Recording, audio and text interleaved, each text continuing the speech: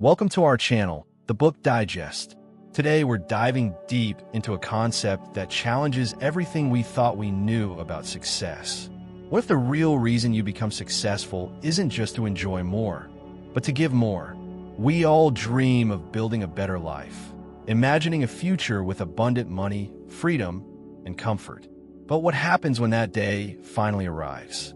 Andrew Carnegie, a man who rose from poverty to become one of the wealthiest individuals in the world, faced this very question. He had it all: money, power, fame, and yet he chose to give almost all of it away. Why? Carnegie discovered a profound truth. Wealth isn't the end of the journey. It's the beginning of a profound responsibility. Real wealth, he argued, doesn't just change your life. It gives you the chance to change other people's lives too. He articulated this powerful philosophy in his essay, The Gospel of Wealth, not to teach people how to get rich, but to teach the rich how to truly live. His most provocative statement: the man who dies rich dies disgraced. To Carnegie, wealth was only a source of pride if it was used for the greater good. Hoarding it, he believed, was not success but failure. This isn't just a historical anecdote. It's a timeless message that resonates deeply, even if you don't have millions. Because this isn't ultimately about money. It's about purpose. It's about what it truly means to live a life that counts. Perhaps you're not wealthy yet, but you might be one day. Or maybe you already have more than someone else. Either way, you possess something to offer, something to build, something to leave behind. The gospel of wealth isn't about dollar signs. It's about the kind of vision that transforms success into significance. So, if you've ever pondered, what would I do if I became wealthy? How can I make a difference with what I have? What will people remember me for when I'm gone? Then this message is for you. The truth is, you don't need to be a millionaire to start thinking like a leader, a builder, someone who leaves an indelible mark. You just need to ask yourself one crucial question: what will I do with what I've been given? Let's begin by exploring the world Carnegie inhabited and how it shaped his conviction that wealth must serve a purpose beyond mere luxury. The rise of wealth and the New World. Andrew Carnegie was born in 1835 in Dunfermline, Scotland, into a family of humble means. His father was a weaver, and his mother mended shoes. Despite their poverty, they instilled in young Andrew a strong sense of pride and an unwavering belief in hard work. However, as industrial machines replaced manual labor, his father, like many others, found himself jobless and without a clear future. At just 13, Carnegie's family made the courageous decision to immigrate to America, seeking survival and opportunity. Life in the New World was initially tough. Carnegie's first job was in a cotton mill, toiling from sunrise to sunset for a mere $1.20 a week.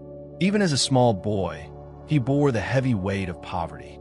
Yet, he tirelessly ran errands, changed spools, memorized names, observed people closely, and never stopped learning. He devoured every book he could borrow, especially from a kind local man who opened his personal library to poor boys, an act of generosity that left an enduring impression on Carnegie's heart. By his 20s, Carnegie had transitioned from the telegraph office to railroads, and then to steel. He steadily climbed from messenger to manager to owner, eventually building an industrial empire. By the time he sold his steel company in 1901, he was worth over $300 million, billions in today's terms. He had undeniably made it. But while many of his peers pursued opulent mansions and fleeting fame, Carnegie was contemplating something far deeper. He observed the burgeoning industrial world, teeming with factories, smokestacks, and immense fortunes, and saw both immense potential and inherent dangers. This modern age had created a peculiar duality. On one side, it had generated unprecedented wealth. On the other, it had spawned deep poverty, with people enduring long hours in poor conditions, seemingly without escape. Carnegie termed this the age of inequality, not because he condemned it, but because he understood its underlying mechanisms. He believed this widening gap between rich and poor wasn't a flaw, but a byproduct of progress. In earlier times, wealth was more evenly distributed. People lived in small farms or towns, with little disparity. However, this also meant a lack of significant progress. No grand factories, no monumental bridges, no soaring skyscrapers, no global trade, no scientific or medical breakthroughs. Modern capitalism, Carnegie reasoned, was messy but effective. It built cities, created jobs, and propelled the world forward. And yes, it concentrated more wealth in the hands of some. But to him, that wasn't the fundamental problem. The true question was, what would these wealthy individuals do next? Would they cling to their fortunes? Pass it all down to their children? Squander it on extravagant luxuries? Or would they use it to build something far greater than themselves? This, he asserted, was the core of the gospel of wealth. Not money, but meaning. Carnegie believed that those blessed with wealth are not truly owners, but rather caretakers. Society had provided them the opportunity to ascend, and in return, they were obligated to give back, not at some distant future, but actively during their own lifetimes. Because, as Carnegie passionately argued, money that lies dormant in a bank helps no one. But money used with wisdom and love, that money can transform the world. The three choices of the wealthy.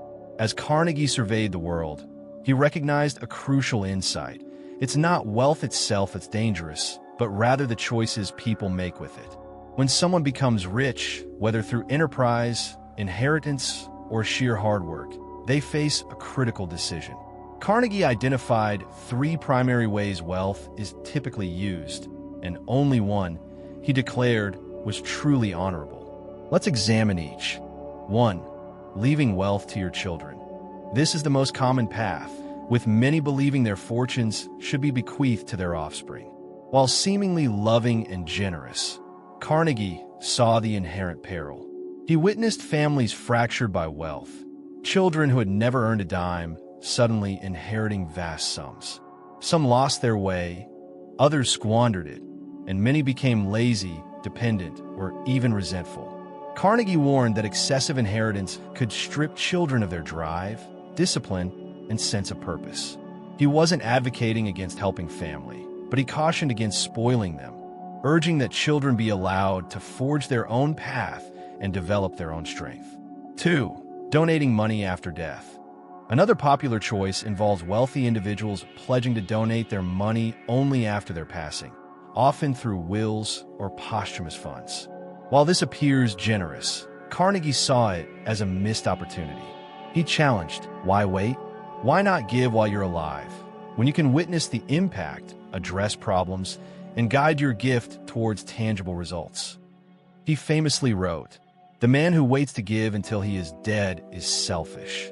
When you wait until the end," he argued, "it ceases to be active giving and becomes merely a delayed duty carried out by others. You lose the chance to see your efforts bear fruit, to learn from the process, and perhaps, deep down, you waited because you weren't truly ready to let go." 3. Giving while alive and giving wisely. This was the path Carnegie himself embraced. He firmly believed that wealth should be dispersed during one's lifetime, not haphazardly, but with wisdom and purpose. Giving for Carnegie wasn't about momentarily alleviating suffering. It was about empowering people for a lifetime.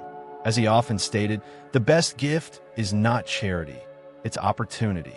He shunned indiscriminate handouts, instead choosing to build tools that enabled individuals to lift themselves up. This included PU. Carnegie famously gave away over 90% of his fortune, approximately $350 million, which would be worth billions today. He could have erected grand palaces or acquired islands, but instead, he built hope. He planted seeds that, even over a century later, continue to grow and flourish. So, what was Carnegie's unequivocal message to the wealthy? Don't die with your pockets full. Don't hide behind your inheritance. Don't wait for someone else to make a difference. Use what you have now to create something that uplifts people. That, he asserted, is the only path to a truly rich life. Giving is not enough. It must be wise. While giving away money sounds inherently noble, Andrew Carnegie held a deeper conviction. It's not enough to simply give. You must know how to give wisely. Many assume that any act of charity, big or small, is always a step towards kindness. However, Carnegie had witnessed the unintended consequences of thoughtless giving. Generosity born of a desire to feel good, gain praise, or alleviate guilt. He warned that ill-considered giving could, in fact, do more harm than good. Consider the common scenario of a man begging on the street. If you offer him a coin, you might feel a fleeting sense of generosity. But what fundamental change does that bring to his life? Is he now truly safe, strong, or free from poverty, or will he be there again tomorrow, extending the same hand? Carnegie wasn't being callous. He was being brutally honest. He believed that genuine generosity doesn't stem from fleeting emotion. It springs from a clear vision. He famously said, "The best gift is not to the hand, it is to the mind." This is precisely why he eschewed random handouts. He believed that giving should foster opportunity, not dependence. It should empower people to rise, not keep them tethered in place. Instead of merely handing out fish, you teach someone to fish. Better yet, you establish a school that trains 100 people to become skilled fishermen, teachers, or leaders. Carnegie championed empowerment, providing individuals with the tools to improve their own lives. He believed the wealthy should direct their resources towards supporting public libraries where the less fortunate could educate themselves, schools and universities where young minds could realize their potential, scientific research that could enhance health and life for all, and music, art, and literature that could nourish the human spirit. However, even with these noble aims, he cautioned the rich against attempting to exert excessive control. Many wealthy donors, upon giving money, try to micromanage every facet of the project. Carnegie, in contrast, believed that once the gift was made, the giver should step back and trust the professionals, the teachers, scientists, doctors, and artists to execute the work. He wasn't interested in creating monuments to himself. He sought to establish sustainable systems that would endure long after he was gone. And that's precisely what happened. Even today, over a century later, Carnegie libraries stand proudly across the world, more than 2,500 of them. These quiet havens of learning were born not from ego, but from vision.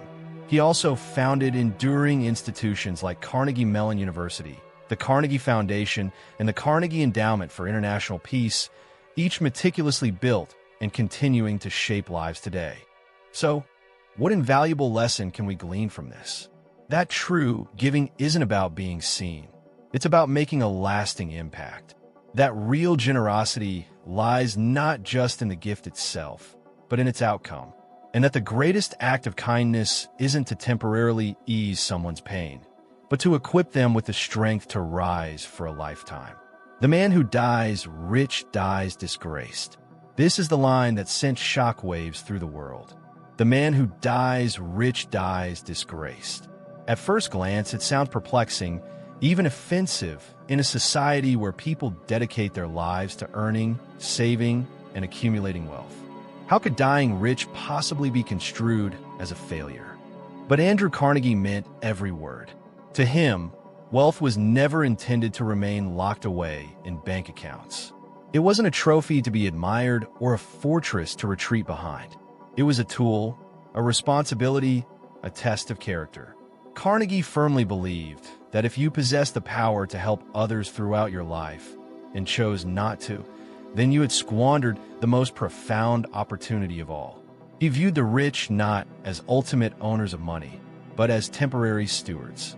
They had been granted the ability to earn more than they needed, not for their personal comfort, but for the betterment of the world.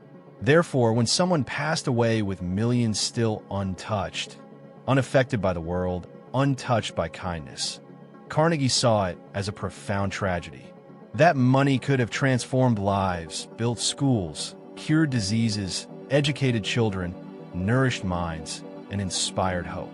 Instead, it died with its owner, silent and useless. To Carnegie, that was indeed disgrace. He wasn't demanding that people live like saints, nor did he suggest the rich should divest themselves of every penny or embrace poverty. But he did make this unequivocal point. Once your own needs are met and your family is secure, every additional dollar should be perceived as an opportunity to serve. Because no matter the size of your house, the number of cars you drive, or the exotic vacations you take, the only thing that truly endures after you're gone is the impact you had on others. Carnegie himself could have died the richest man on earth. Instead, by the end of his life, he had given away virtually everything. Over 90% of his immense wealth, amounting to hundreds of millions of dollars in his time, or over $5 billion in today's value. All of it gone, but not wasted.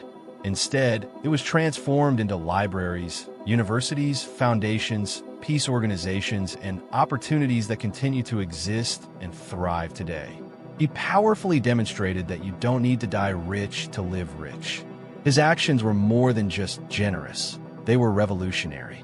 He fundamentally altered how people thought about giving, inspiring a new wave of philanthropy from figures like John D. Rockefeller to modern leaders such as Bill Gates and Warren Buffett. They too began to perceive wealth not as a prize, but as a promise. Now that you've absorbed the core message of the gospel of wealth, take a moment for quiet reflection. This wasn't merely the story of a man who amassed millions. It was the story of a man who uncovered something far greater, that wealth without purpose is empty. Andrew Carnegie spent the first half of his life accumulating money, and the second half giving it away. But in the end, what truly defined his greatness wasn't his fortune, but his vision. He understood that the real measure of a person isn't what they keep, but what they give. And here's the most important truth. You don't have to be a millionaire to live this way. You don't need millions to build something meaningful. You don't need fame to help someone rise. You don't need power to leave a lasting legacy. Because wealth is more than just money. It encompasses your ideas, your time, your energy, your kindness, your voice. Each of us possesses something we can give, something that can lift, inspire, build, and heal. A small act of giving today can create ripples that extend through time, touching lives we may never even meet. Carnegie's words continue to resonate with us, more than a century later, because in a world constantly chasing more, he reminded us that enough isn't about what we own, it's about what we do with what we have. So, ask yourself now, what am I holding on to that could be helping someone else? What can I build today that will live beyond me tomorrow? Because no matter where you are in life, rich or poor, old or young, you have the power to make a difference. And that perhaps is the greatest wealth of all. Thank you for watching. We hope this summary has given you something powerful to consider. What are your thoughts on Carnegie's philosophy?